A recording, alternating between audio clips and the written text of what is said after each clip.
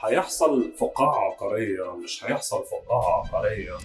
في ركود، مفيش ركود، ورغي كتير قوي. السوق العقاري في مصر حتى لو حصل فيه slowing down بس ستيل في شركات ماشيه ومكمله، زي بعض الشركات اللي مملوكه لجهات غير مصريه او شركات مدرجه في البورصه المصريه. الشركات دي مش بتوقف كده كده. كنت براجع من كام يوم شركه زي اوراسكوم ديفلوبمنت في البروجكت بتاعها اللي هو اوست، في 6 سنين بس عرف يحول ارض مساحتها اكتر من 1000 فدان لان يكون فيها اكتر من 4800 هوم اونر و14000 وحده سكنيه واربع مدارس انترناشونال، ده غير بقى الامينيتيز والفاسيلتيز الكتير قوي اللي موجوده هناك.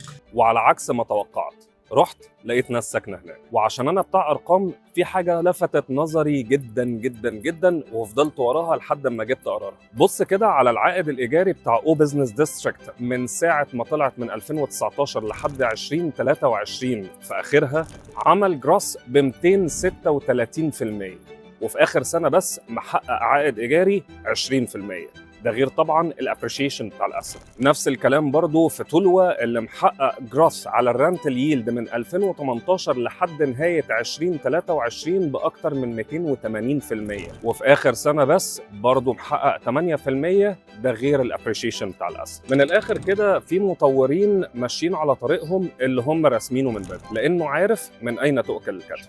ابتدى الصناعه من بدري قوي وطورها، فهو في الاساس مش مجرد مطور عقاري بس، ده راجل بيطور صناعة وبيطور القطاع ككل.